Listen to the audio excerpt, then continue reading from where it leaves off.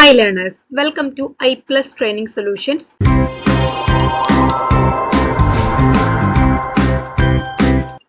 Category 2 social സയൻസിന്റെ geography ക്ലാസ്സുകളിലേക്ക് എല്ലാവർക്കും സ്വാഗതം. നമ്മൾ ഇന്ന് പുതിയൊരു ടോപ്പിക്, നമ്മുടെ ആറാമത്തെ ടോപ്പിക്, നമ്മുടെ ജോഗ്രഫി സിലബസിലെ ആറാമത്തെ ടോപ്പിക്കിലേക്ക് കടന്നിരിക്കുകയാണ്. ഇന്ത്യയുടെ റിലീഫ് ഫീച്ചേഴ്സ്, അതായത് ഇന്ത്യയുടെ ഭൗതികപരമായിട്ടുള്ള ഫിസിക്കൽ ഫീച്ചേഴ്സിനെ കുറിച്ചിട്ടാണ് നമ്മൾ ഇന്ന് ഡിസ്കസ് ചെയ്യാനായിട്ട് പോകുന്നത്. അപ്പൊ നമുക്ക് എല്ലാവർക്കും ഇന്നത്തെ ക്ലാസ്സിലേക്ക് കടക്കാം. Once again welcome to I Plus Training Solutions. India relief features നമുക്ക് നോക്കാം. അപ്പോൾ ഇന്ത്യയുടെ റിലീഫ് ഫീച്ചേഴ്സിലേക്ക് പോകുന്നതിന് മുമ്പ് ജസ്റ്റ് എങ്ങനെയാണ് ഈ ഒരു റിലീഫ് ഫീച്ചർ അല്ലെങ്കിൽ ഈ ഒരു കൺട്രി എങ്ങനെ ഒറിജിൻ ചെയ്തു എന്നുള്ളത് നമുക്ക് ജിയോഗ്രഫിക്കലി അതിൻ്റെ ഒരു എക്സ്പ്ലനേഷൻ ജസ്റ്റ് ഒന്ന് കാണാം. അതായത് നമ്മുടെ ലോകം, നമ്മുടെ ഈ വേൾഡ് ആദ്യ കാലഘട്ടങ്ങളിൽ നമുക്ക് ഇന്ന് കാണുന്ന ഈ 7 കോണ്ടിനെന്റ്സ് ഉണ്ടായിരുന്നോ? ഇല്ല. ആദ്യ കാലഘട്ടങ്ങളിൽ ഒരു ഒറ്റ കോണ്ടിനെന്റ് ആയിട്ടുണ്ടായിരുന്നത്, അതിന്റെ പേരെന്തായിരുന്നു? പാൻജിയ എന്നാണ് അറിയപ്പെട്ടിട്ടുണ്ടായിരുന്നത്. Okay, Pangaea. ഈ പാൻജിയ എന്നുള്ള ഒരൊറ്റ കോണ്ടിനെന്റും പന്തലാസ എന്നുള്ള ഒരൊറ്റ സമുദ്രവും മാത്രമേ നമുക്ക് ആദ്യം ഉണ്ടായിരുന്നുള്ളൂ. ദെൻ പിന്നീട് വന്നിട്ടുള്ള ജിയോളജിക്കൽ പ്രോസസ്സ്, അതിന്റെ ആഫ്റ്റർ എഫക്റ്റ്, ആ കാര്യങ്ങൾ കൊണ്ട്, പ്ലേറ്റ് ടെക്ടോണിക്സ്, അങ്ങനത്തെ കുറെ കാര്യങ്ങൾ കൊണ്ടാണ് ഇന്ന് കാണുന്ന രീതിയിലുള്ള 7 കോണ്ടിനെന്റുകളും 4 ഓഷ്യൻസും നമുക്ക് നിലവിൽ എക്സിസ്റ്റ് ആയിട്ടുള്ളത്. അപ്പോ ഈ പാൻജിയ എന്ന് പറയുന്ന കോണ്ടിനെന്റ്, ഒരു വലിയ കോണ്ടിനെന്റ് സ്പ്ലിറ്റ് ആയിട്ടാണല്ലോ ഇന്ന് കാണുന്ന പല കോണ്ടിനെന്റ്സ് ഡെവലപ്പ് ആയിട്ടുള്ളത്.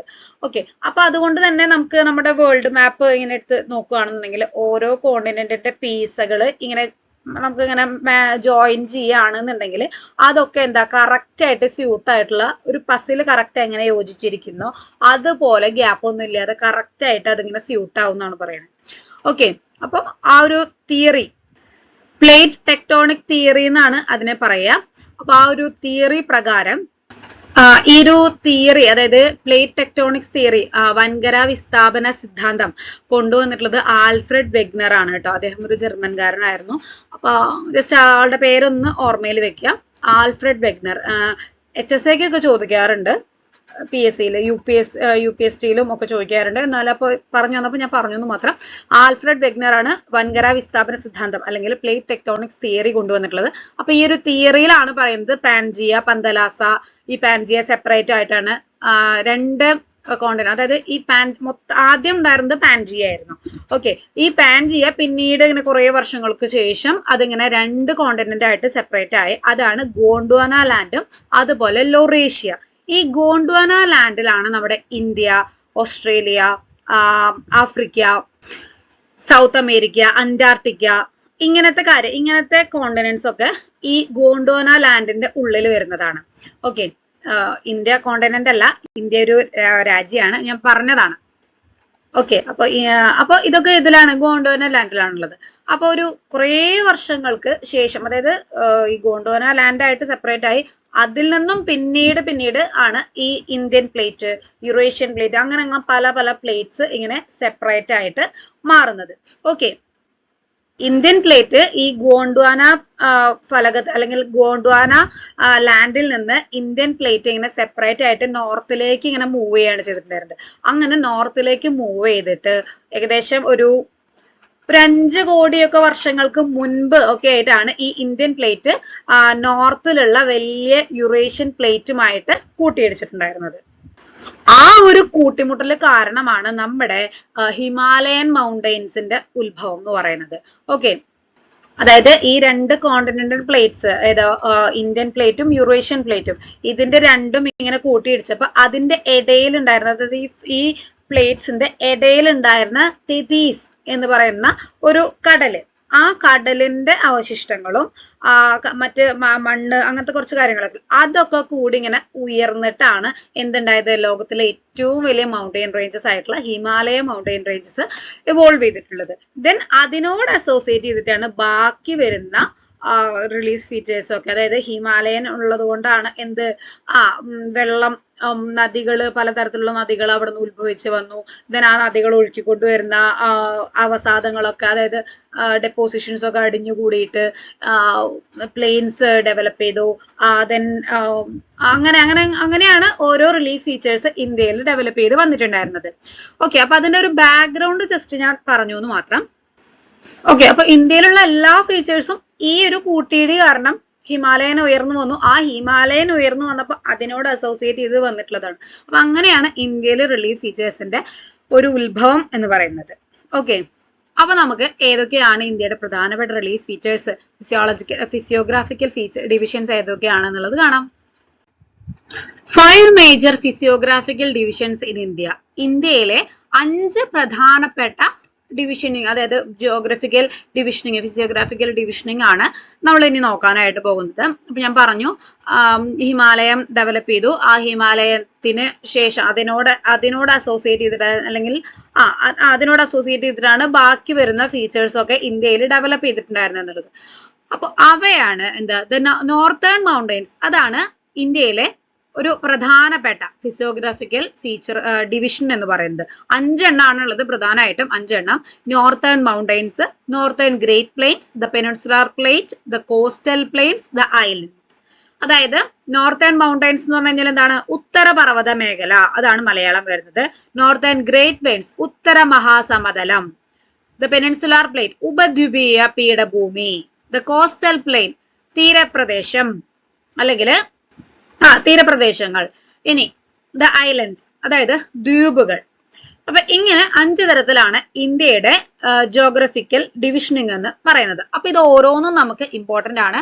നമ്മുടെ 9ാം ക്ലാസ്സിലെ CRT സിലബസിലെ 9ാം ക്ലാസ്സിലെ ഒരു ടെക്സ്റ്റ് ബുക്കില്, 9ാം ക്ലാസ്സിലെ സോഷ്യൽ സയൻസ് ടെക്സ്റ്റ് ബുക്കില് ജിയോഗ്രഫിയില് 1ാമത്തെ യൂണിറ്റിൽ തന്നെ ഇതിനെ കുറിച്ചിട്ടുള്ള ഡീറ്റെയിൽസ്, ഈ ഒരു മേജർ ഫിസിയോഗ്രാഫിക്കൽ ഡിവിഷൻസിനെ കുറിച്ചിട്ട് ഡീറ്റെയിൽഡ് ആയിട്ട് തന്നെ കൊടുത്തിട്ടുണ്ട് കേട്ടോ. അല്ലെങ്കിൽ നമ്മുടെ ഈ ഒരു ടോപ്പിക് ഉണ്ടല്ലോ, അതായത് ഇന്ത്യയുടെ റിലീഫ് ഫീച്ചേഴ്സ്, ഡ്രെയിനേജ്, ഇതൊക്കെ ആ ഒരു ചാപ്റ്ററിൽ തന്നെ ഇൻക്ലൂഡ് ചെയ്തിട്ടുണ്ട് കേട്ടോ. അപ്പൊ നിങ്ങൾക്ക് ഫർദർ റീഡിങ്സ്, നമുക്ക് SCRT വളരെ ഇമ്പോർട്ടന്റ് ആണ്. ഇനിയിപ്പോ LPUP ഒക്കെ വരാൻ പോവാണ്. അപ്പോൾ ഇതിനോട് കണക്ട് ചെയ്യുന്ന ടെക്സ്റ്റിന്റെ ഒരു ചാപ്റ്റർ ആണ് ഞാൻ പറഞ്ഞിട്ടുണ്ടായിരുന്നത്. 9ാം ക്ലാസ്സിലെ SCRT സിലബസിലെ 9ാം ക്ലാസ്സിലെ ജിയോഗ്രഫിയിലെ 1ാമത്തെ യൂണിറ്റ്, 1ാമത്തെ ചാപ്റ്റർ. ഓക്കെ, അപ്പൊ നമുക്കിത് ഓരോന്നും ഡീറ്റെയിൽഡ് ആയിട്ട് നോക്കാം. ഓക്കെ, നോർത്തേൺ മൗണ്ടെയ്ൻസ്, ഉത്തര പർവ്വത മേഖല നോക്കാം. ഈ ഉത്തരപർവ്വത മേഖല ഒറിജിനേറ്റ് ചെയ്യുന്നത് പാമീർ നോട്ടിൽ നിന്നാണ്. പാമീർ നോട്ട്, ഈ പാമീർ നോട്ടിന്റെ പ്രത്യേകത എന്താണെന്നറിയോ? റൂഫ് ഓഫ് ദി വേൾഡ് എന്നറിയപ്പെടുന്നത് പാമീർ നോട്ടാണ് കേട്ടോ. പാമീർ നോട്ട്, പാമീർ കെട്ട് എന്നാണ് മലയാളത്തിൽ പറയുക. ലോകത്തിന്റെ മേൽക്കൂര, ഒന്ന് നോട്ട് ചെയ്ത് വെച്ചോളൂ. Roof of the world, roof of the world എന്നറിയപ്പെടുന്നത് പാമീർ നോട്ടാണ്. ഈ പാമീർ നോട്ടിൽ നിന്നാണ് ഈ ഉത്തര പർവ്വത മേഖല, അതായത് നോർത്തേൺ മൗണ്ടെയിൻ റേഞ്ചസ് ഒറിജിനേറ്റ് ചെയ്യുന്നത്. ദെൻ എന്നിട്ട് അവിടെ നിന്ന് ഇങ്ങനെ ഒറിജിനേറ്റ് ചെയ്തത്, അതായത്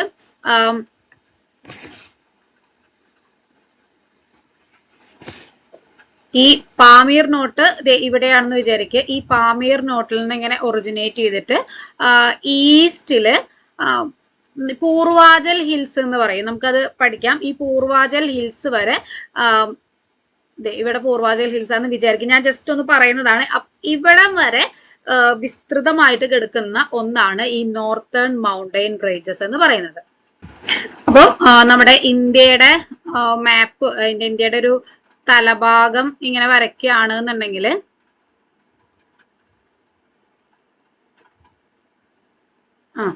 ഇങ്ങനെ ഒരാളിങ്ങനെ നിൽക്കുന്ന പോലെയല്ല, ഇന്ത്യയുടെ ആ ഒരു പോർഷൻ നമ്മൾ ജസ്റ്റ് ഇങ്ങനെ വരയ്ക്കുകയാണെന്നുണ്ടെങ്കിൽ ഈ പാമീർ എന്ന് പറയുന്നത് ഇതിന്റെ ഈ നമ്മുടെ ജമ്മു കാശ്മീരിന്റെ ഈ ഒരു ഏകദേശം ഭാഗത്തായിട്ടാണ് ഈ പാമീർ നോട്ട് വരുന്നത്.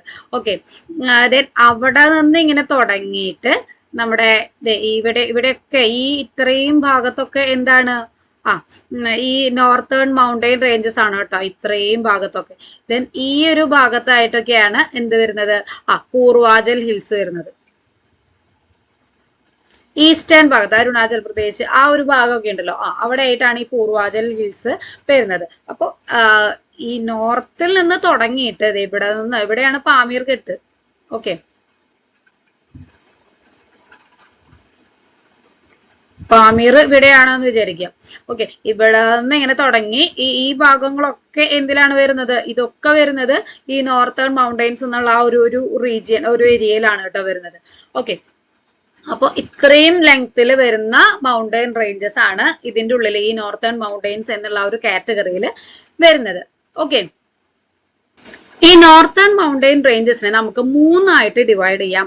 അതാണ് trans Himalayas, Himalayas, eastern hills. അതായത് മൂന്ന് ടൈപ്പ് ആയിട്ട് നമുക്ക് ഡിവൈഡ് ചെയ്യാം. ഒന്ന് ഏതാണ്? ട്രാൻസ് ഹിമാലയാസ് ആണ്.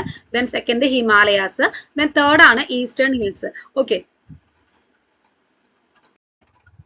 ട്രാൻസ് ഹിമാലയാസ്. ഈ ട്രാൻസ് ഹിമാലയാസിന്റെ ലൊക്കേഷൻ വരുന്നത് ഗ്രേറ്റ് ഹിമാലയസ്, അതായത് നമ്മുടെ ഈ ഹിമാലയ പർവ്വതം ഉണ്ടല്ലോ, ഈ ഹിമാലയത്തിന്റെ നോർത്ത് ആയിട്ടാണ് ട്രാൻസ് ഹിമാലയാസിന്റെ ലൊക്കേഷൻ വരുന്നത്. അവിടെ നിന്ന് തുടങ്ങി ടിബറ്റൻ പ്ലേറ്റ് വരെയാണ് ഈ ട്രാൻസ് ഹിമാലയാസിന്റെ ഒരു ബൗണ്ടറി വരുന്നത്. ഓക്കെ, അതായത് ഗ്രേറ്റ് ഹിമാലയാസിന്റെ നോർത്തിൽ നിന്ന് തുടങ്ങിയിട്ട് ടിബറ്റൻ പ്ലേറ്റ് വരെയാണ് ട്രാൻസ് ഹിമാലയാസിന്റെ, അങ്ങനെയാണ് ട്രാൻസ് ഹിമാലയാസ് സിറ്റുവേറ്റ് ചെയ്യുന്നത്. അപ്പോൾ ഈ ഒരു മൗണ്ടെയിൻ റേഞ്ചിലാണ് കാരക്കോറം, ലഡാക്ക്, സസ്കർ എന്നിങ്ങനെയുള്ള മൗണ്ടെയിൻ റേഞ്ചസ് ഒക്കെ ഇൻക്ലൂഡഡ് ആയിട്ടുള്ളത്. ഏതൊക്കെയാണ്? കാരക്കോറം, ലഡാക്ക്, സസ്കർ. ഇത് വളരെ ഇമ്പോർട്ടന്റ് ആണ് കേട്ടോ. അപ്പൊ ഇത് എവിടെ, ഈ കാരക്കോറം എവിടെയാണ് ലൊക്കേറ്റ് ചെയ്യുന്നത്? ഹിമാലയയിലാണോ, ട്രാൻസ് ഹിമാലയയിലാണോ, ഏതിലാണ് എന്നുള്ളതൊക്കെ ചോദ്യം വരാറുള്ളതാണ് കേട്ടോ. അപ്പൊ കാരക്കോറം റേഞ്ചസ് എവിടെയാണ് വരുന്നത്? ട്രാൻസ് ഹിമാലയാസിലാണ് വരുന്നത്. കാരക്കോറം മാത്രമല്ല, ലഡാക്ക്, സസ്കർ എന്നീ മൗണ്ടെയിൻ റേഞ്ചസ് ഒക്കെ വരുന്നത് ട്രാൻസ് ഹിമാലയാസിലാണ്. ഈ ട്രാൻസ് ഹിമാലയസിനെ തെത്തീസ് ഹിമാലയാസ് എന്നും വിളിക്കാറുണ്ട്. അതിന്റെ കാരണം എന്ന് പറയുന്നത് മെറൈൻ ഫോസിൽസും അതുപോലെ സെഡിമെന്ററി റോക്സും ഒക്കെ ഇൻക്ലൂഡഡ് ആയിട്ടുള്ള, അതായത് ഈ നമ്മൾ നേരത്തെ പറഞ്ഞിട്ടുണ്ടായിരുന്നു ഈ ഹിമാലയാസ് ഒക്കെ ഡെവലപ്പ് ചെയ്തത് എങ്ങനെയായിരുന്നു? തെത്തീസ് എന്നുള്ള ആ ഒരു കടലിന്റെ അവസാദങ്ങളൊക്കെ മുകളിലേക്ക് പോകുന്നത്, രണ്ട് പ്ലേറ്റ്സ് കൂട്ടിയിടിച്ചപ്പോൾ അടിയിലുണ്ടായിരുന്ന കടലിന്റെ അവശിഷ്ടങ്ങളൊക്കെ മുകളിലേക്ക് പോയി മണ്ണും അങ്ങനത്തെ കാര്യങ്ങളൊക്കെ കൂടി ചേർന്നിട്ടാണ് ഈ ഹിമാലയാസ് ഒക്കെ ഉണ്ടായതെന്ന് നമ്മൾ പറഞ്ഞു അല്ലെ. അപ്പോ ആ ഒരു മറൈൻ ഫോസിൽസ് ഒക്കെ ഇൻക്ലൂഡഡ് ആയിട്ടുള്ള സെഡിമെന്ററി റോക്സ് ഒക്കെ കാണപ്പെടുന്നത് കൊണ്ടാണ് തെത്തീസ് ഹിമാലയാസ് എന്ന ഈ ഒരു ട്രാൻസ് ഹിമാലയാസിനെ വിശേഷിപ്പിക്കാനായിട്ടുള്ള കാരണം. ഇവിടുത്തെ ഒരു ക്ലൈമറ്റിക് കണ്ടീഷൻ എന്ന് പറയുന്നത് ഭയങ്കര ഹൈറ്റ് ഉള്ള മലനിരകളൊക്കെ ആയതുകൊണ്ട് തന്നെ നല്ല തണുപ്പുള്ള ഒരു കാലാവസ്ഥയാണ് ഇവിടെ നമുക്ക് എക്സ്പീരിയൻസ് ചെയ്യാൻ പറ്റുക. അത് മാത്രമല്ല ഇവിടെ വെജിറ്റേഷൻ ഒക്കെ വളരെ റെയർ ആണ്, അതായത് അത്രയും തണുപ്പാണ്. അപ്പൊ അതുകൊണ്ട് വെജിറ്റേഷൻ ഒക്കെ വളരെ റെയർ ആണ്. ലോകത്തിലെ ഏറ്റവും വലിയ ഗ്ലേഷ്യേഴ്സിൽ, അതായത് എക്സാമ്പിൾ പറയുകയാണെന്നുണ്ടെങ്കിൽ സിയാച്ചിൻ ഗ്ലേഷ്യർ ഒക്കെ ഉണ്ടല്ലോ, അതൊക്കെ ഇവിടെയാണ് കാണപ്പെടുന്നത്. ഈ ലഡാക്കിന് ഒരു പ്രത്യേകതയുണ്ട്. ഇന്ത്യയുടെ കോൾഡ് ഡെസേർട്ട് എന്നറിയപ്പെടുന്നത്, അതായത് ശീത മരുഭൂമി എന്നറിയപ്പെടുന്നത് ലഡാക്ക് ആണ് കേട്ടോ. അതൊന്ന് നോട്ട് ചെയ്തോളൂ. ഇന്ത്യയിലെ കോൾഡ് ഡെസേർട്ട് ഞാൻ ഇവിടെ ഇടാം.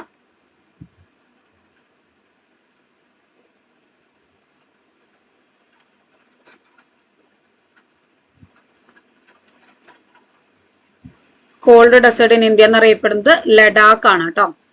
അതായത് ഡെസേർട്ട് എന്ന് പറഞ്ഞു കഴിഞ്ഞാൽ എന്താണ്? അവിടെ മരങ്ങളോ അല്ലെങ്കിൽ അങ്ങനത്തെ ഉള്ള നമ്മുടെ സാധാരണ പ്രദേശത്ത് കാണപ്പെടുന്ന സസ്യജാലങ്ങളും കാര്യങ്ങളും ഒന്നും ഇല്ലാണ്ട് ഭയങ്കര തരിശായിട്ട് കിടക്കുന്ന ഒരു ലാൻഡ്, അതാണ് അല്ലെ മരുഭൂമി എന്ന് പറയുന്നത്. അപ്പൊ കോൾഡ് ഡെസേർട്ട് പ്രത്യേകത എന്താണ്? ഭയങ്കര തണുപ്പായിരിക്കും, ഐസുകൾ, ഗ്ലേഷ്യേഴ്സ് ഒക്കെ നിറഞ്ഞിട്ടുള്ള ഒരു പ്ലേസ് ആയിരിക്കും. അപ്പൊ കോൾഡ് ഡെസേർട്ട്, ഇന്ത്യയിലെ കോൾഡ് ഡെസേർട്ട് എന്ന് അറിയപ്പെടുന്നത് എവിടെയാണ്? അത് പ്രധാനപ്പെട്ട ഒരെണ്ണാണ് ലഡാക്ക്. ഓക്കെ, പിന്നെ ലോകത്തിലെ രണ്ടാമത്തെ ഏറ്റവും ഹൈറ്റ് ഉള്ള പീക്ക് ഏതാണ്? മൗണ്ട് K2 ആണ് അല്ലെ. ഗോഡ്വിൻ ഓസ്റ്റിൻ എന്നറിയപ്പെടുന്ന മൗണ്ട് K2 ആണ്. അപ്പൊ ഇത് ഈ കാരക്കോറം റേഞ്ചസിലാണ് ലൊക്കേറ്റ് ചെയ്യുന്നത്. അപ്പോൾ ഗോഡ്വിൻ ഓസ്റ്റിൻ കാരക്കോറം റേഞ്ചസിലാണ് ലോകത്തിലെ രണ്ടാമത്തെ വലിയ കൊടുമുടിയാണ്, രണ്ടാമത്തെ ഹയസ്റ്റ് പീക്കാണ് in the world. Mount K2, Godwin Austen എന്നൊക്കെ അറിയപ്പെടുന്നതാണ്. അപ്പോൾ ഈ കാരക്കോറം റേഞ്ചസിന്റെ പ്രസന്റ് ലൊക്കേഷൻ പറയുകയാണെന്നുണ്ടെങ്കിൽ POK, അതായത് പാക് ഒക്യുപ്പൈഡ് കാശ്മീർ കേട്ടിട്ടുണ്ട്, അവിടെയാണ് ഇപ്പൊ ഈ ഒരു കാരക്കോറം റേഞ്ചസിന്റെ ലൊക്കേഷൻ വരുന്നത് കേട്ടോ. ലോകത്തിലെ ഏറ്റവും വലിയ പീക്ക് ഏതാണ്? Highest peak in the world mount Everest ആണ് അല്ലെ. എവിടെയാണ്? നേപ്പാൾ ആ ഒരു ഭാഗത്തായിട്ടാണ് ലൊക്കേറ്റ് ചെയ്യുന്നത്. അതായത് നേപ്പാളിനും ടിബറ്റിനും ചൈനയുടെയും ഒക്കെ ഇടയിലായിട്ട് നമ്മുടെ ഹിമാലയൻ മൗണ്ടെയിൻ റേഞ്ചസിലാണ് എവറസ്റ്റ് പീക്ക് ലൊക്കേറ്റ് ചെയ്യുന്നത്. അപ്പോ നമ്മള് ഉത്തരപർവ്വത മേഖലയുടെ അതായത് നോർത്തേൺ മൗണ്ടെയിൻ റേഞ്ചസിന്റെ 3 സെക്ഷൻസ് ആണ് പറഞ്ഞിട്ടുണ്ടായിരുന്നത് അല്ലെ. അതിന്റെ 3 ബ്രോഡ് ക്ലാസിഫിക്കേഷൻസ്. ഒന്ന് ഏതാണ് പറഞ്ഞിട്ടുണ്ടായിരുന്നത്? ഒന്നാണ് trans Himalayas, then the second one is the Himalayas. ആ ഹിമാലയാസിനെ കുറിച്ച് പറയുകയാണെന്നുണ്ടെങ്കിൽ ഏറ്റവും പ്രോമിനന്റ് ആയിട്ടുള്ള മൗണ്ടെയിൻ ചെയിൻ ആണ് ഹിമാലയാസ് എന്ന് പറയുന്നത്. ഇൻഡസ് അതായത് വെസ്റ്റില് ഇൻഡസിൽ നിന്ന് ഈസ്റ്റില് ബ്രഹ്മപുത്ര വരെയാണ് ഈ ഹിമാലയാസ് എക്സ്റ്റെൻഡ് ചെയ്ത് കിടക്കുന്നത്. എങ്ങനെയാണ് ഒരു സ്ട്രെച്ചിങ് വരുന്നത്? വെസ്റ്റില് ഇൻഡസ് റിവർ സിന്ധു നദി തീരം മുതൽ അല്ലെങ്കിൽ സിന്ധു നദി മുതൽ ബ്രഹ്മപുത്ര ഈസ്റ്റില് ബ്രഹ്മപുത്ര വരെയാണ് ഹിമാലയാസിന്റെ ഒരു റേഞ്ച് വരുന്നത്. 3 പാരലൽ ലോഞ്ചിറ്റ്യൂഡിനൽ റേഞ്ചസ് ആണ് ഹിമാലയാസിനുള്ളത്. That is Himadri, Himachal, Siwalik. അപ്പോൾ ഇത് 3ഉം ഇമ്പോർട്ടന്റ് ആണ്. നമ്മൾ നോർമലി ഇന്ത്യയുടെ ഫിസിയോഗ്രാഫിക്കൽ ഫീച്ചേഴ്സ് പഠിക്കുമ്പോൾ അതിൽ നമ്മൾ ഈ 5 ഫിസിയോഗ്രാഫിക്കൽ ഫീച്ചേഴ്സ് നമ്മൾ പഠിക്കും. അതായത് നമ്മൾ പറഞ്ഞിട്ടുണ്ടായിരുന്നില്ലേ, നോർത്തേൺ മൗണ്ടെയിൻ റേഞ്ചസ്, ദെൻ എന്താ നോർത്തേൺ ഗ്രേറ്റ് പ്ലെയിൻ, അങ്ങനെയുള്ള 5 കാര്യങ്ങൾ നമ്മൾ പറഞ്ഞിട്ടുണ്ടായിരുന്നില്ലേ. അതുപോലെ peninsular plate, coastal line, island, അങ്ങനെ 5 പറഞ്ഞിട്ടുണ്ടായിരുന്നില്ലേ. അതില് നമ്മൾ ഈ നോർത്തേൺ മൗണ്ടെയിൻ റേഞ്ചസ് നമ്മൾ കോമൺലി പഠിക്കുമ്പോൾ അതില് സാധാരണയായിട്ട് ചിലപ്പോ ഈ ഒരു ഹിമാലയാസ് മാത്രം, അതായത് ഏറ്റവും ഇമ്പോർട്ടന്റ് ആയിട്ട് വരുന്നത് ഹിമാലയാസ് ആയതുകൊണ്ട് ഹിമാലയാസ് മാത്രം ഈ ഫിസിയോഗ്രാഫിക്കൽ ഡിവിഷനിങ്ങിൽ കൊടുക്കാറുണ്ട്. എന്നാൽ അങ്ങനെയല്ല, നമുക്ക് ഡീറ്റെയിൽഡ് ആയിട്ട് ഒന്ന് പഠിച്ചു പോവാം. എന്തിനാ വെറുതെ തർക്കങ്ങളൊക്കെ. അപ്പൊ ആ ഒരു കൺഫ്യൂഷൻ മാറാൻ വേണ്ടിയിട്ടാണ് ഞാൻ എടുത്ത് പറഞ്ഞിട്ടുണ്ടായിരുന്നത്. നോർത്തേൺ മൗണ്ടെയിൻ റേഞ്ചസിനെ എഗെയിൻ മൂന്നായിട്ട് സബ് ഡിവൈഡ് ചെയ്യുന്നുണ്ട്. അതില് ഹിമാലയാസിനെ എഗെയിൻ സബ് ഡിവൈഡ് ചെയ്യുന്നതാണ് ഹിമാദ്രി, ഹിമാചൽ, സിവാലിക് എന്ന് പറയുന്നത്. ക്ലിയർ ആണല്ലോ? ക്ലിയർ ആണെന്ന് വിചാരിക്കുന്നു. നമുക്ക് നോക്കാം ഹിമാലയാസ്. അപ്പൊ ആ ഹിമാലയാസിന്റെ 3 ഡിവിഷൻസ്. ഓക്കെ, ഈ ഒരു 3 ഡിവിഷൻസ് ആണ് നോർത്തേൺ മൗണ്ടെയിൻ റേഞ്ചിന്റെ ഡിവിഷൻസ് ആയിട്ട് കോമൺലി ഇങ്ങനെ പഠിപ്പിക്കാറുള്ളത്. എന്നാൽ ഈ ട്രാൻസ് ഹിമാലയാസ് കൂടി നിങ്ങൾ പഠിക്കണം, എന്നിട്ടാണ് നമ്മൾ ഇതിലേക്ക് വരാൻ. ഓക്കെ, അപ്പോൾ ഹിമാദ്രി, ഹിമാചൽ, സിവാലിക്കിനെ കുറിച്ചിട്ട് നമുക്ക് നോക്കാം. നമ്മുടെ ഇന്ത്യയിലെ ഹിമാലയൻ റേഞ്ചസ് ഉണ്ടല്ലോ, നമ്മൾ ജസ്റ്റ് കഴിഞ്ഞ സ്ലൈഡിൽ പറഞ്ഞിട്ടുണ്ടായിരുന്ന ഹിമാലയൻ റേഞ്ചസ് മൊത്തം 13 പ്രദേശങ്ങളോട്, അതായത് കേന്ദ്രഭരണ പ്രദേശങ്ങളും ഇന്ത്യൻ സംസ്ഥാനങ്ങളും ഉൾപ്പെടെ 13 പ്രദേശങ്ങളിലൂടെയാണ്, ഇന്ത്യയിലെ റീജിയൻസിലൂടെയാണ് കടന്നു പോകുന്നത്. അതായത് സംസ്ഥാനങ്ങളുടെ പേര് ഞാൻ ജസ്റ്റ് ഒന്ന് പറയാം. Himachal Pradesh, Uttarakhand, Sikkim, Arunachal Pradesh, Meghalaya, Nagaland, Manipur, Mizoram, Tripura, Assam, then west Bengal. ഇത്തരത്തിലുള്ള 11 സ്റ്റേറ്റിലൂടെ, ഇന്ത്യൻ സ്റ്റേറ്റിലൂടെ കടന്നു പോകുന്നുണ്ട്. ഇതല്ലാതെ ജമ്മു കാശ്മീർ, ലഡാക്ക്, ഓക്കെ, ഈ 2 യൂണിയൻ ടെറിട്ടറീസിലൂടെയും കടന്നു പോകുന്നുണ്ട്. അങ്ങനെ മൊത്തത്തിൽ ഇപ്പൊ നീതി ആയോഗിന്റെ ഒക്കെ കണക്ക് വെച്ച് നോക്കുമ്പോൾ ഈ 13 പ്രദേശങ്ങളിലൂടെയാണ് ഈ ഹിമാലയൻ റേഞ്ചസ് കടന്നു പോകുന്നത് കേട്ടോ. ഓക്കെ, അപ്പൊ അതും കൂടി ജസ്റ്റ് ഒന്ന് നോട്ട് ചെയ്ത് വെക്കുക. സംസ്ഥാനങ്ങൾ മാത്രം ചോദിക്കുകയാണെന്നുണ്ടെങ്കിൽ 11 എന്നാണ് പറയുക. 11 ഇന്ത്യൻ സംസ്ഥാനങ്ങളിലൂടെയാണ് കടന്നു പോകുന്നത്. ദെൻ അതിലെ ഫസ്റ്റ് ഹിമാലയൻ റേഞ്ചസിലെ ഫസ്റ്റ് ആയിട്ടുള്ള ഒന്നാണ് ഹിമാദ്രി ഗ്രേറ്റ് അല്ലെങ്കിൽ ഇന്നർ ഹിമാലയാസ് എന്നും അറിയപ്പെടുന്നുണ്ട്. ഏറ്റവും ഉയരം കൂടിയ പർവ്വതനിരയാണ് ഹിമാലയൻ റേഞ്ചസിലെ ഏറ്റവും ഉയരം കൂടിയ പർവ്വതനിരയാണ് ഏത്? ഹിമാദ്രി എന്ന് പറയുന്നത്. Northern most and most continuous range ആണ്. ഓക്കെ, ദെൻ ഹിമാലയത്തിന്റെ ഏറ്റവും നോർത്തേൺ അറ്റത്തുള്ളതാണ്. ഓക്കെ, ദെൻ ഹിമാലയത്തിലെ ഉയർന്ന പീക്സ് ഉണ്ടല്ലോ, കൊടുമുടികൾ, ഈ കൊടുമുടികളൊക്കെ കാണപ്പെടുന്നത് എവിടെയാണ്? ഈ ഹിമാദ്രി എന്നുള്ള സ്ഥലത്താണ്. എക്സാമ്പിൾ പറയുകയാണെന്നുണ്ടെങ്കിൽ മൗണ്ട് എവറസ്റ്റ്, കാഞ്ചൻജംഗ, ഇത്തരത്തിലുള്ള വേൾഡ്സ് ഹയസ്റ്റ് പീക്സ് ഒക്കെ കാണപ്പെടുന്നത് എവിടെയാണ്? ഹിമാദ്രിയിലാണ്. ഈ ഹിമാദ്രിയുടെ ആവറേജ് ഹൈറ്റ് വരുന്നത് ഏകദേശം 6000 മീറ്ററിന് മുകളിലായിട്ടാണ്. ഈ ഹിമാദ്രിയുടെ ഒരു സ്ട്രക്ചർ പറയുകയാണെന്നുണ്ടെങ്കിൽ ഇതിന്റെ ഒരു core area, core of this ranges is composed of granite കൊണ്ടാണ് കമ്പോസ് ചെയ്തിട്ടുള്ളത്. Then it remains perennially snow bound. Perennially എന്ന് പറഞ്ഞു കഴിഞ്ഞാൽ എന്താണ് അർത്ഥം? അതായത് വർഷം മുഴുവനും മഞ്ഞു മൂടപ്പെട്ട് കിടക്കുന്ന ഒരു സ്ട്രക്ചർ ആണ്. അതായത് ഗ്രാനൈറ്റ് ആയിട്ടുള്ള ഒരു കൺസ്ട്രക്ഷൻ ആണ് അതിന്റെ ബേസ് വരുന്നത്. അതായത്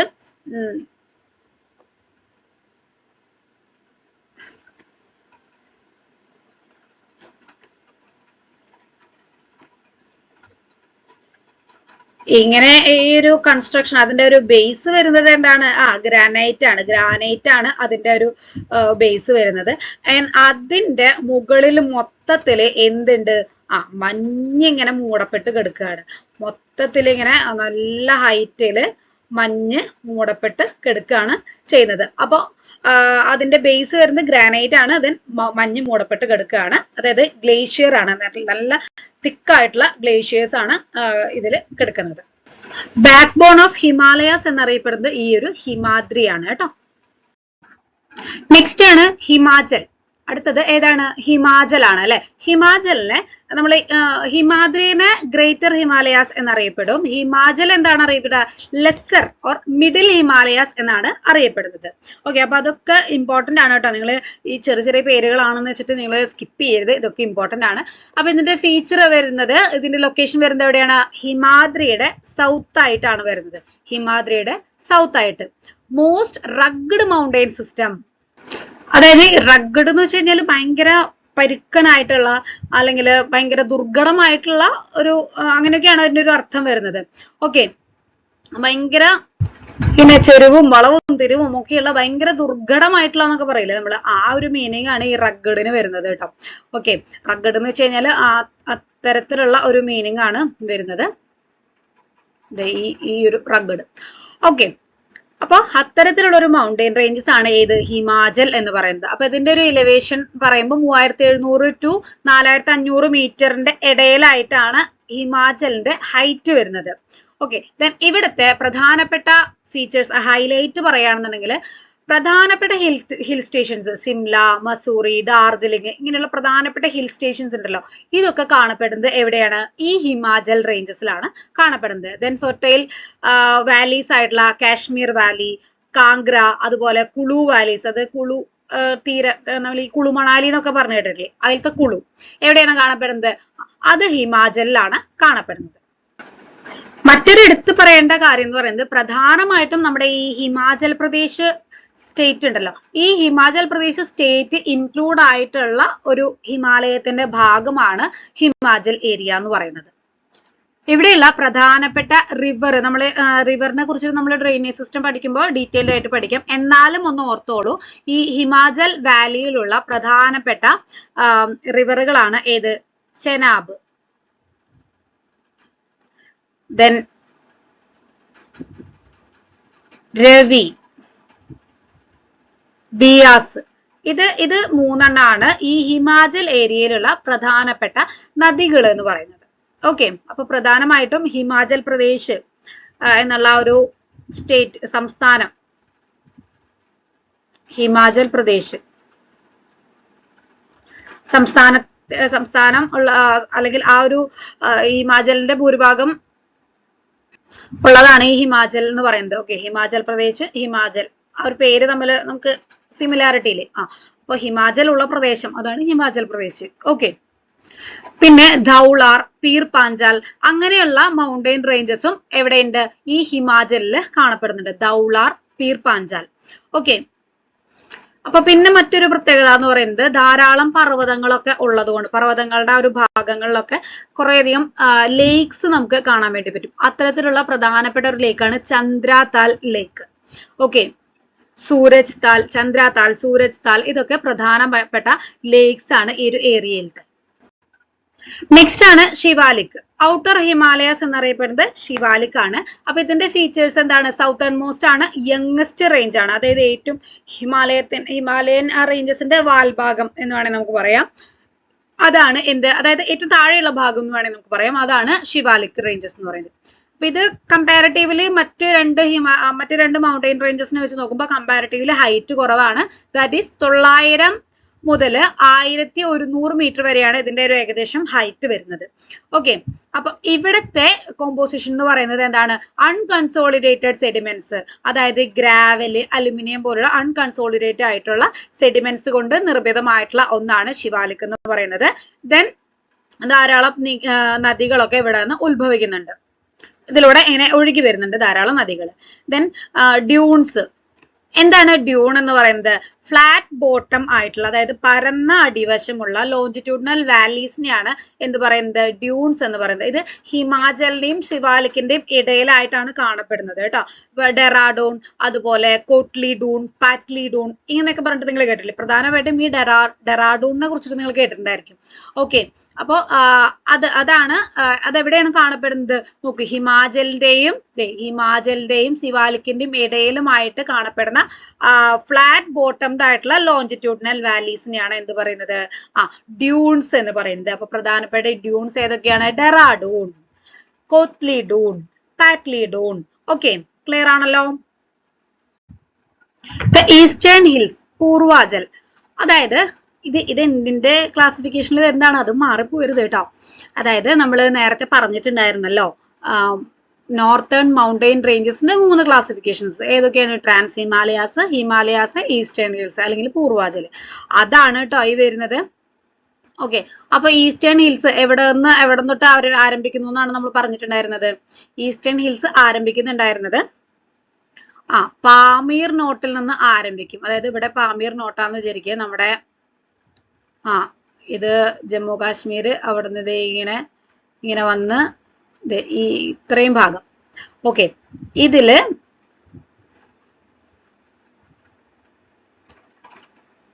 ഇങ്ങനെയുള്ള ഈ ഒരു സോറി കളർ തെളിച്ചമില്ല,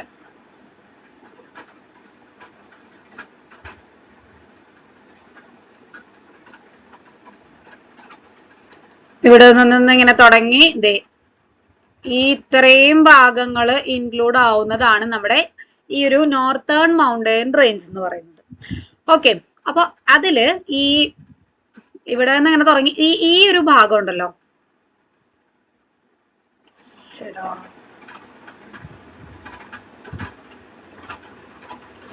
ഈ ഇത്രയും വരുന്ന ഈ ഏകദേശം ഈ ഒരു ഭാഗത്തിനെയാണ് നമ്മൾ ഈസ്റ്റേൺ ഹിൽസിന്റെ ഒരു ഏരിയ എന്ന് പറയുന്നത്. അതായത് നമ്മുടെ ഈ മണിപ്പൂര്, അരുണാചൽ പ്രദേശ്, ആ ഒരു ഭാഗങ്ങളുണ്ടല്ലോ, അവിടെ അതിനെയാണ് ഈ പൂർവാചൽ ഹിൽസ് എന്ന് പറയുന്നത്. അപ്പൊ ഇത് കുറച്ചും കൂടി താഴ്ന്ന പ്രദേശമാണ്. അതായത് ഹിമാലയാസിന്റെ അത്ര ഹൈറ്റും കാര്യങ്ങളൊന്നും ഇവിടെ ഇല്ല. അപ്പൊ ഇതിന്റെ ഒരു ഏകദേശം ലൊക്കേഷൻ വരുന്നത് എവിടെയാണ്, ബിയോണ്ട് ദ ദിഹാങ് ജോർജ്. അതായത് ജോർജ് അല്ലെങ്കിൽ ഗോർജ് എന്ന് പറയുന്നത് എന്താണ്, താഴ്വരകളെയാണ്, ഭയങ്കര കുത്തനെയുള്ള താഴ്വരകൾ. അതായത് ഈ ഹിമാലയത്തിൽ നിന്നൊക്കെ ധാരാളം നദികൾ ഉത്ഭവിക്കുന്നുണ്ടല്ലോ. ഈ ഒറിജിനേറ്റ് ചെയ്യുന്ന നദികള് ഈ പർവ്വതങ്ങൾക്ക്, അതായത് ഈ മൗണ്ടൈൻസിന് കുറുകെയായിട്ട്, അതായത് ഈ നദികൾ ഇങ്ങനെ പതിക്കുമ്പോ, ഇങ്ങനെ വന്ന് വീഴുമ്പോ അവിടെ ഇങ്ങനെ ഒരു അല്ലെങ്കിൽ ഭയങ്കര ആഴത്തിലുള്ള, അതായത് ഇവിടെ ഇതിങ്ങനെ ഒരു പർവ്വതം, ഇവിടെയും ഇങ്ങനെ ഒരു പർവ്വതം, ഇവിടെ നിന്ന് ഇങ്ങനെ വെള്ളം ഇങ്ങനെ നല്ല ഫോഴ്സിൽ ഇങ്ങനെ വീഴാണ്. അപ്പോ ഇതിങ്ങനെ ഒരു ഫ്ലാറ്റ് അല്ലെങ്കിൽ നിരപ്പായിട്ട് കിടക്കുന്ന ഒരു സർഫേസ് ആണ്. അവിടേക്ക് ഇങ്ങനെ ഭയങ്കര സ്പീഡിൽ വെള്ളം വീഴുമ്പോൾ അതിന്റെ ഫോഴ്സ് അനുസരിച്ചിട്ട് ഈ ഭാഗം എന്തായി, ഈ ഭാഗം ഇങ്ങനെ താഴേക്ക് ഭയങ്കര ആഴത്തിലുള്ള ഒരു ഗർത്തമായിട്ട് ഒരു കുഴിയായിട്ട് ഇങ്ങനെ മാറി. അതിനെയാണ് എന്ത് പറയുന്നത്, ആഴമേറിയിട്ടുള്ള താഴ്വരകളെയാണ് നമ്മൾ ഗോർജസ് അല്ലെങ്കിൽ ജോർജസ് എന്ന് പറയുന്നത് കേട്ടോ. ഓക്കെ, ഗിരികന്ധരങ്ങൾ എന്നാണ് മലയാളം അതിന്റെ. ഓക്കെ, അപ്പൊ ഈ ദിഹാങ് ഗോർജിന്റെയും ഈസ്റ്റില് ദിഹാങ് ഗോർജിന്റെയും ദെൻ ഹിമാലയാസിന്റെയും ഒക്കെ ആ ഒരു ഭാഗത്തൊക്കെ ആയിട്ടാണ് എന്ത് കാണപ്പെടുന്നത്, ഈസ്റ്റേൺ ഹിൽസ് കാണപ്പെടുന്നത്. ഓക്കെ, ഈസ്റ്റേൺ ബൗണ്ടറി, ഇന്ത്യയുടെ ഈസ്റ്റേൺ ബൗണ്ടറിയിലായിട്ട് അല്ലെങ്കിൽ ഇന്ത്യയുടെ ഈ ഒരു ഈസ്റ്റേൺ ബൗണ്ടറി പോലെയായിട്ടാണ് ഈസ്റ്റേൺ ഹിൽസ് കാണപ്പെടുന്നത്. അപ്പോൾ പൂർവാചൽ ഹിൽസ് എന്നും അതുപോലെ പൂർവാചൽ ഹിൽസ് അല്ലെങ്കിൽ ഈസ്റ്റേൺ ഹിൽസ് എന്നാണ് ഇത് സ്വാഭാവികമായിട്ടും അറിയപ്പെടുന്നത്. അപ്പൊ ഇവിടുത്തെ കോമ്പോണൻസ് എന്ന് പറയുന്നത് കുറച്ച് ചെറിയ ഹിൽ റേഞ്ചസ് ആണ്. Patkai hills, Naga hills, Manipur hills, Mizo hills, ഇതൊക്കെയാണ്. അതിൽ നോർത്തിൽ വരുന്നതാണ് പട്കായ് ഹിൽസ്, സൗത്തിൽ വരുന്നതാണ് മിസോ ഹിൽസ്. ഓക്കെ, അപ്പൊ നമ്മുടെ അടുത്ത ക്ലാസിഫിക്കേഷൻ എന്ന് പറയുന്നത് ഏതാണ്, നമ്മുടെ ഫിസിയോഗ്രാഫിക്കൽ ഡിവിഷനിങ്ങിലത്തെ രണ്ടാമത്തെ ടൈപ്പ് ആണ് വരുന്നത്, ദ നോർത്തേൺ ഇന്ത്യൻ പ്ലെയിൻസ്, അതായത് ഉത്തരമഹാസമതലം. ഉത്തരമഹാസമതലം എന്ന് പറയുമ്പോൾ ലോകത്തിലെ ഏറ്റവും വലിയ അലൂവിയൽ പ്ലെയിൻ ആണ് ഏത്, ഈ നോർത്തേൺ പ്ലെയിൻ എന്ന് പറയുന്നത്. നോർത്ത് ഇന്ത്യൻ പ്ലെയിൻ ഏതാണ്, ലോകത്തിലെ ഏറ്റവും വലിയ വേൾഡ്സ് ലാർജസ്റ്റ്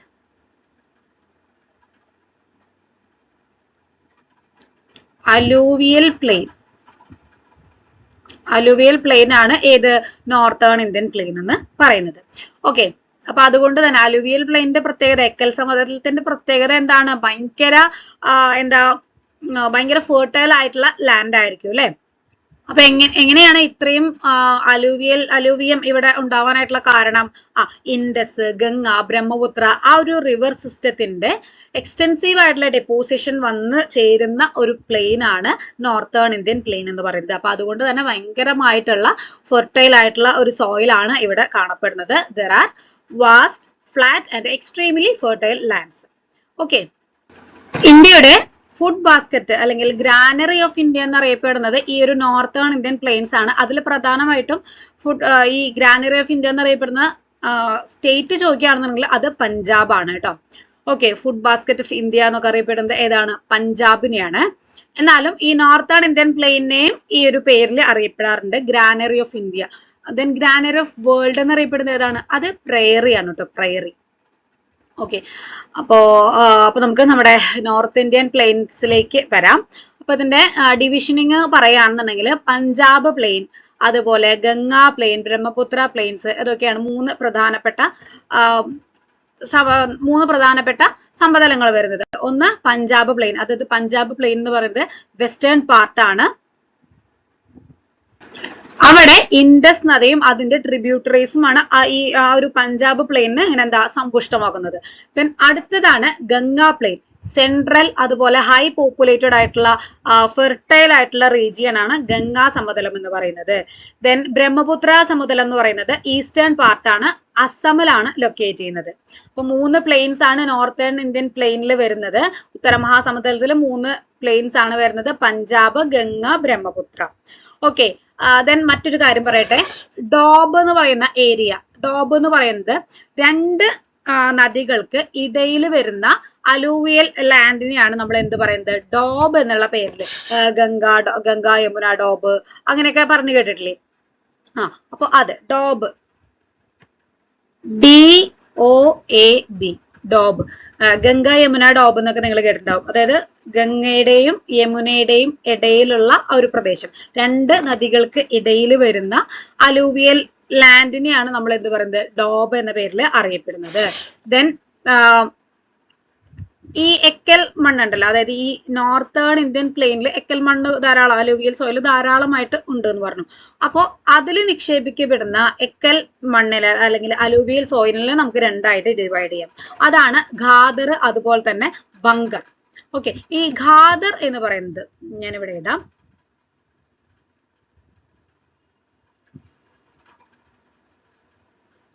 ഖാദർ എന്നറിയപ്പെടുന്നത് ഏതാണ്? ഈ നോർത്തേൺ ഇന്ത്യൻ പ്ലെയിനില് ന്യൂ ഡെപ്പോസിറ്റ്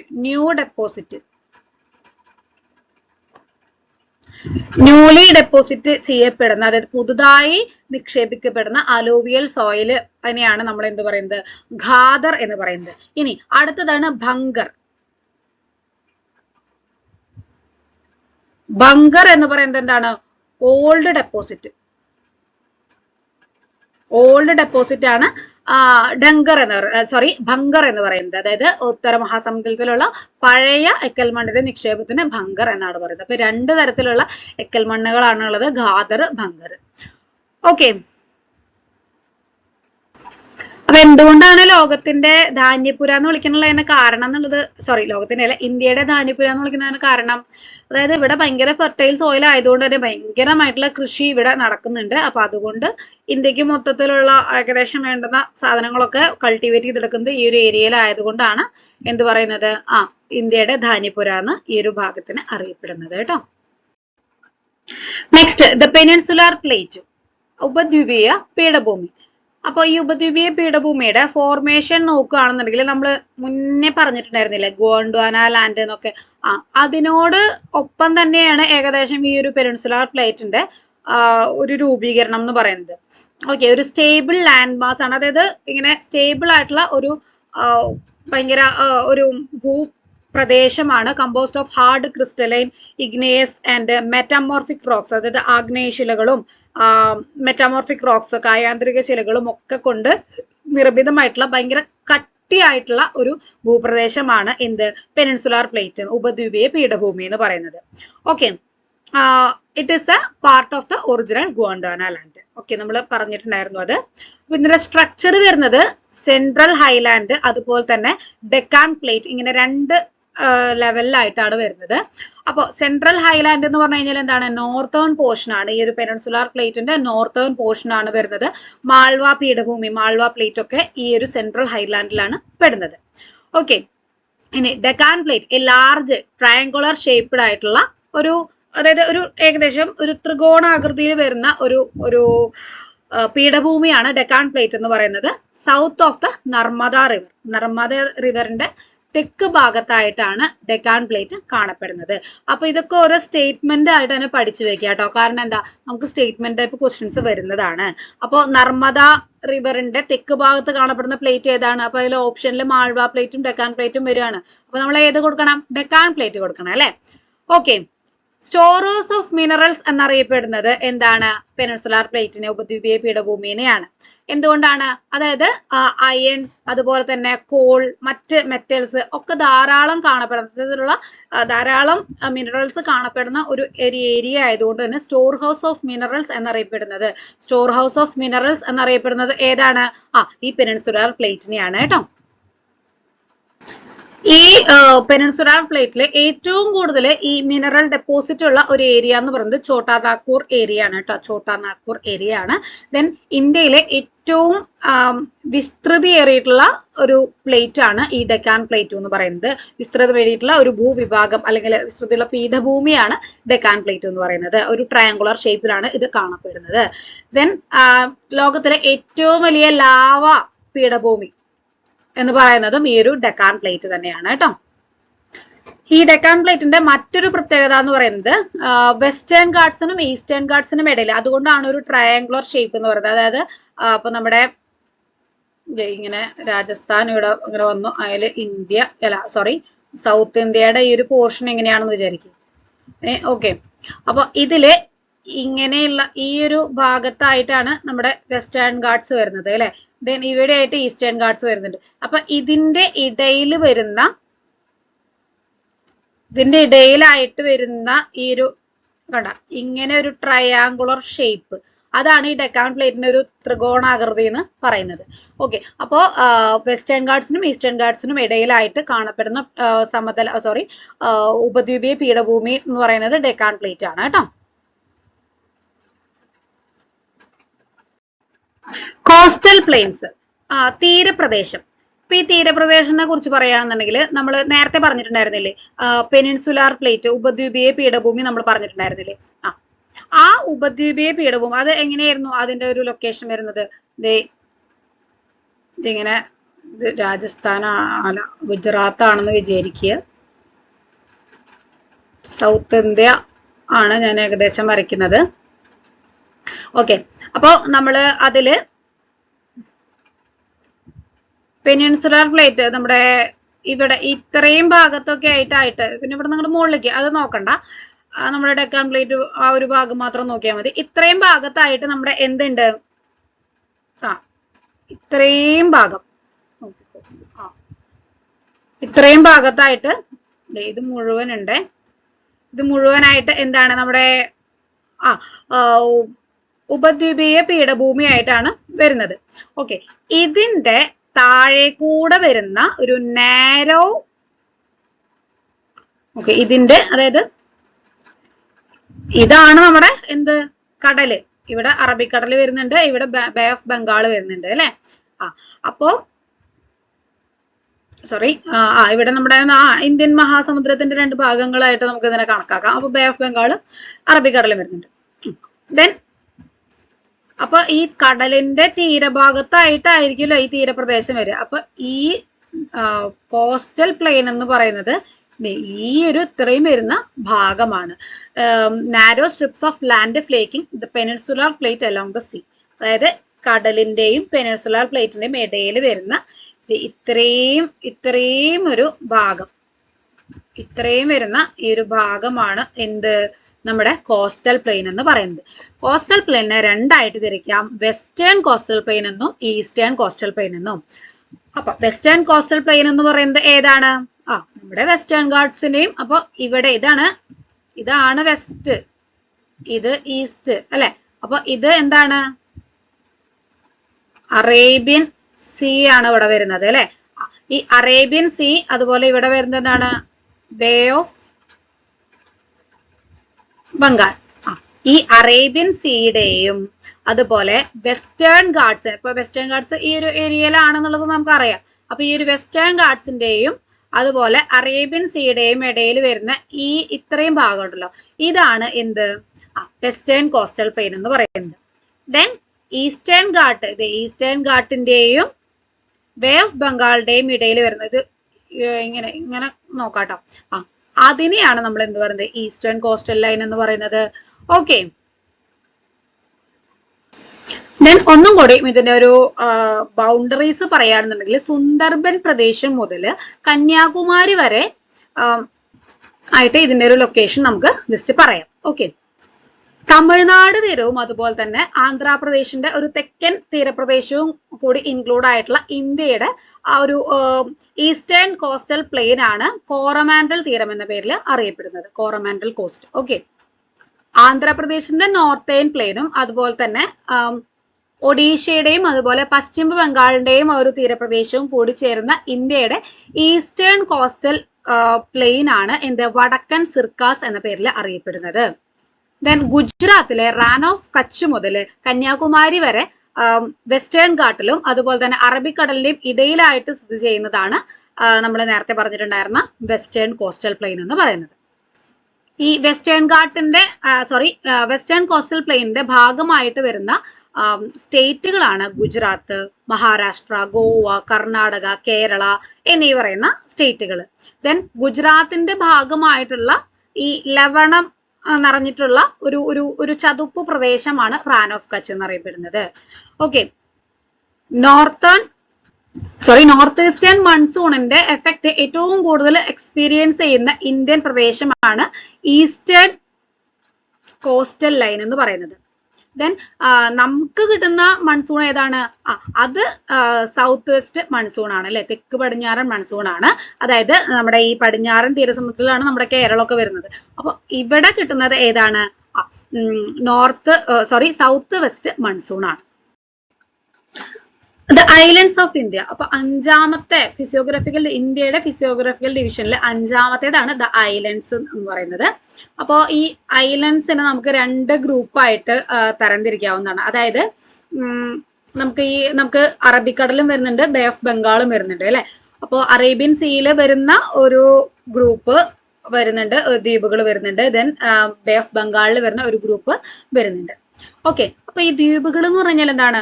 ചുറ്റും കടലിനാൽ ചുറ്റപ്പെട്ട് കിടക്കുന്ന പ്രദേശങ്ങളാണ് എന്ത്? ദ്വീപുകൾ എന്ന് പറയുന്നത്. അതായത് ആ ഒരു പ്രദേശത്തിന്റെ ചുറ്റും എന്തായിരിക്കും? കടലായിരിക്കും. ഓക്കെ, കരമാർഗമുള്ള കണക്ഷൻ ഒന്നും ഉണ്ടാവില്ല. അപ്പൊ അതിനെയാണ് ദ്വീപുകൾ, ഐലൻഡ് എന്ന് പറയുന്നത്. ഓക്കെ, അപ്പൊ അതിൽ ലക്ഷദ്വീപ് ഐലൻഡുകളെ കുറിച്ച് പറയുകയാണെന്നുണ്ടെങ്കിൽ located in the Arabian sea, small coral islands ആണ് എന്ത്? ലക്ഷദ്വീപ് ഐലൻഡ്സ് എന്ന് പറയുന്നത്. അപ്പൊ അത് എവിടെയാണ് കാണപ്പെടുന്നത്? അറേബ്യൻ സീയിലാണ് കാണപ്പെടുന്നത്. ഓക്കെ, ദെൻ ബംഗാൾ ഉൾക്കടലിലെ ബേ ഓഫ് ബംഗാളിൽ കാണപ്പെടുന്നതാണ് ആൻഡമാൻ നിക്കോബാർ ഐലൻഡ്സ് എന്ന് പറയുന്നത്. അപ്പൊ ഈ ഐലൻഡുകളുടെ പ്രത്യേകത എന്ന് പറയുന്നത് ഭയങ്കര കമ്പാരിറ്റീവ്ലി ലാർജർ ആണ്, വോൾക്കാനിക് ഒറിജിൻ ആണ്. ദെൻ ധാരാളം ഇടതൂർന്ന വനങ്ങളും ഇക്വറ്റോറിയൽ ക്ലൈമറ്റും കാണപ്പെടുന്നതാണ് ആൻഡമാൻ നിക്കോബാർ ഐലൻഡുകളിൽ. ഇന്ത്യയിലെ ഏറ്റവും ചെറിയ യൂണിയൻ ടെറിട്ടറി ആണ് ലക്ഷദ്വീപ് എന്ന് പറയുന്നത്. ദെൻ ഇന്ത്യയിലെ ഏറ്റവും വലിയ ഐലൻഡ് ഗ്രൂപ്പാണ് ആൻഡമാൻ നിക്കോബാർ ദ്വീപുകൾ എന്ന് പറയുന്നത്. ആൻഡമാൻ നിക്കോബാറിന്റെ അതായത് ആ ഒരു ദ്വീപ് സമൂഹത്തിന്റെ ഒരു ഹെഡ് ക്വാർട്ടേഴ്സ് വരുന്നത് എവിടെയാണ്? ക്യാപിറ്റൽ വരുന്നത് എവിടെയാണ്? പോർട്ട് ബ്ലെയറിലാണ്. ഇന്ത്യയിലെ ഇന്ത്യയിലെ ആക്റ്റീവ് ആയിട്ടുള്ള ഒരു വോൾക്കാനോ ഉണ്ട്. അത് എവിടെയാണെന്ന് അറിയോ? അത് ഈ ആൻഡമാനിലാണ് കേട്ടോ. ഓക്കെ, ബാരൻ ഐലൻഡിലാണ് ലൊക്കേറ്റ് ചെയ്യുന്നത്. ആൻഡമാൻ നിക്കോബാർ ദ്വീപ സമൂഹത്തിലെ ആൻഡമാൻ കടലിലാണ് ഏത് സ്ഥിതി ചെയ്യുന്നത്? ഈ ബാരൻ ഐലൻഡ് സ്ഥിതി ചെയ്യുന്നത്. അതാണ് ഇന്ത്യയിലെ ആക്റ്റീവ് ആയിട്ടുള്ള വോൾക്കാനോ ഉള്ളത്. അപ്പോൾ ആൻഡമാൻ നിക്കോബാർ ദ്വീപിന്റെ ക്യാപിറ്റൽ വരുന്നത് പോർട്ട് ബ്ലെയർ ആണെന്നുള്ളത് നമ്മൾ പറഞ്ഞു. ലക്ഷദ്വീപിന്റെ പറഞ്ഞില്ലല്ലോ, കവരത്തിയാണ് കേട്ടോ ലക്ഷദ്വീപിൽ വരുന്നത്. ലക്ഷദ്വീപില് 36ഓളം ദ്വീപുകളാണ്, ചെറിയ ചെറിയ ദ്വീപുകളാണ് ലക്ഷദ്വീപില് വരുന്നത് കേട്ടോ. ഈ ഐലൻഡുകളുടെ ഒരു ക്യാരക്ടറിസ്റ്റിക്സ് നമുക്ക് ജസ്റ്റ് ഒന്ന് പറയാം. ഓക്കെ, അതായത് ജനറലി ലോവർ ഇൻ എലിവേഷൻ ആണ്, അതായത് മറ്റേ ഹിമാലയാസിനൊക്കെ വെച്ച് നോക്കുമ്പോൾ കുറച്ച് ഭയങ്കര താഴ്ന്ന പ്രദേശമായിട്ടാണ് ഈ ഐലൻഡുകൾ കാണപ്പെടുന്നത്.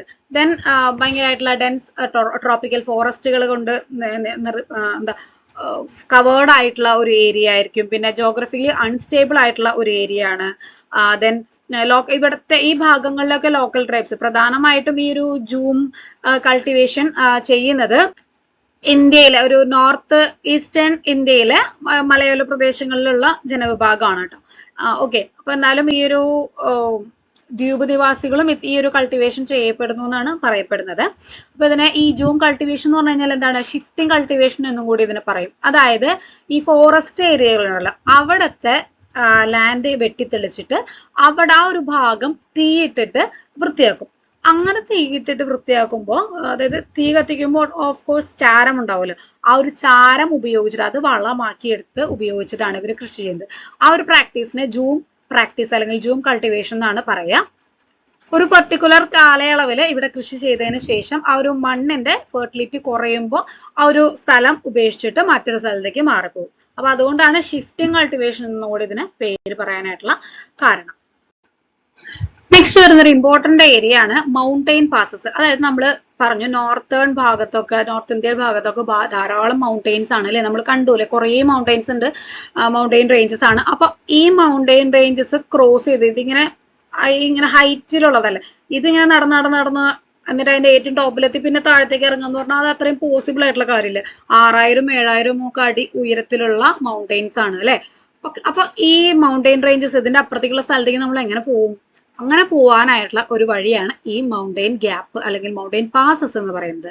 അതായത് mountain passes are natural gaps or routes through mountain ranges that serves vital links for trade, transport and defence. Okay, അതായത് ഈ മൗണ്ടെയിൻ റേഞ്ചസിന്റെ ഇടയിൽ, രണ്ട് മൗണ്ടെയിൻസിന്റെ ഇടയിലായിട്ട് വരുന്ന നാച്ചുറൽ ആയിട്ടുള്ള ഗ്യാപ്സ്, അതിനെയാണ് നമ്മൾ എന്ത് പറയുന്നത്, ഈ മൗണ്ടെയിൻ ഗ്യാപ്പ് എന്ന് പറയുന്നത്. അതായത് ഇതിപ്പോ ഒരു മൗണ്ടെയിൻ ആണ്, ഇവിടെ ഇപ്പൊ ഒരു മൗണ്ടെയിൻ ആണ്, ഇവിടെ ഇപ്പൊ ഒരു മൗണ്ടെയിൻ ആണ്. അപ്പൊ നമുക്ക് ഇവിടെ നിന്ന് ഇപ്പുറത്തെ സ്ഥലത്തേക്ക് എത്തണം എന്നുണ്ടെങ്കിൽ നമുക്ക് ഇങ്ങനെ ഇതിൽ കൂടെ ഇങ്ങനെ കയറി അത് ക്രോസ് ചെയ്ത് അങ്ങനെ എത്തുന്നത് പോസിബിൾ അല്ല അല്ലെ. അപ്പൊ അതിന് പകരം ഇതിന്റെ ഇടയിൽ വരുന്ന ഈ ഒരു ഗ്യാപ്പ്, ഈ ഒരു ഗ്യാപ്പ്, ഓക്കെ, അതിൽ കൂടെ നമുക്ക് അങ്ങോട്ട് എത്താം അല്ലെ. അപ്പൊ അതിനെയാണ് നമ്മൾ എന്ത് പറയുന്നത്, മൗണ്ടെയിൻ ഗ്യാപ്സ് അല്ലെങ്കിൽ മൗണ്ടെയിൻ പാസസ് എന്ന് പറയുന്നത്. ഇന്ത്യയിലെ പ്രധാനപ്പെട്ട മൗണ്ടെയിൻ പാസസിനെ കുറിച്ചിട്ട് ഞാൻ ഈ സ്ലൈഡിൽ കൊടുത്തിട്ടുണ്ട്. ഇനിയുണ്ട് ഇമ്പോർട്ടന്റ് ആയിട്ടുള്ള അതിന്റെ പേര് പഠിച്ചു വെക്കുക. ആദ്യം പറയുന്നത് സോജില, ലഡാക്ക് റീജിയനിലാണ് സോജില പാസ് കാണപ്പെടുന്നത്. ശ്രീനഗറിനെ ലേ ടൗണുമായിട്ട്, ലേ എന്ന പട്ടണവുമായിട്ട് കണക്ട് ചെയ്യുന്നതാണ് സോജില. ഇനി അടുത്തതാണ് റോഹ്താങ് പാസ്. റോഹ്താങ് പാസിന്റെ പ്രത്യേകത ഹിമാചൽ പ്രദേശിൽ വരുന്ന പാസ് ആണ്. കുളു വാലിനെ ലാഹോൽ അതുപോലെ തന്നെ സ്പിതിയുമായിട്ട് കണക്ട് ചെയ്യുന്നതാണ് എന്ത്, റോഹ്താങ് ചുരം അല്ലെങ്കിൽ റോഹ്താങ് പാസ് എന്ന് പറയുന്നത്. ഇനി അടുത്തതാണ് ബാരാലാച്ച. ബാരാലാച്ച എന്ന് പറയുന്നത് ഹിമാചൽ പ്രദേശിൽ തന്നെയുള്ളതാണ്. ഹിമാചൽ പ്രദേശിനെ ലഡാക്കുമായിട്ട് കണക്ട് ചെയ്യുന്ന ചുരമാണ് ബാരാലാച്ച. ഇനി ഹിമാചൽ പ്രദേശിൽ തന്നെയുള്ള മറ്റൊരു ഇമ്പോർട്ടന്റ് ആയിട്ടുള്ള ചുരമാണ് ഷിപ്കില. ഹിമാചൽ പ്രദേശിനെ ടിബറ്റുമായിട്ട് ചൈനയുമായിട്ട് കണക്ട് ചെയ്യുന്നതാണ് ഷിപ്കില ചുരം. ഇനി നാഥുല, സിക്കിം ഭാഗത്ത് വരുന്നതാണ് നാഥുല. സിക്കിമിനെ ടിബറ്റുമായിട്ട് കണക്ട് ചെയ്യുന്നതാണ് നാഥുല. ദെൻ അടുത്തതാണ് ബോംഡില. ബോംഡില എന്ന് പറയുന്നത് അരുണാചൽ പ്രദേശിൽ വരുന്ന ഒരു ചുരമാണ് ബോംഡില. അരുണാചൽ പ്രദേശിനെ ടിബറ്റുമായിട്ട് ചൈനയുമായിട്ട് കണക്ട് ചെയ്യുന്നതാണ് ബോംഡില. ക്ലിയർ ആണല്ലോ? ഈ ചുരങ്ങളുടെ പേരും അത് ഏതുമായിട്ട് കണക്ട് ചെയ്യുന്നു എന്നുള്ളത് വളരെ ഇമ്പോർട്ടന്റ് ആണ്, HSAക്കും ഒക്കെ ചോദിക്കാറുള്ളതാണ് കേട്ടോ. ഓക്കെ, അപ്പൊ നമ്മൾ ഇന്ന് ഡിസ്കസ് ചെയ്തിട്ടുണ്ടായിരുന്നത് ഏതായിരുന്നു? ഇന്ത്യയുടെ ഭൂപ്രകൃതിയെ കുറിച്ചിട്ട് ഫിസിയോഗ്രാഫിക്കൽ ഫീച്ചേഴ്സിനെ കുറിച്ചിട്ട് നമ്മൾ അത്യാവശ്യം ഡീറ്റെയിൽഡ് ആയിട്ട് തന്നെ ക്ലാസ്സിൽ പോയിട്ടുണ്ട്.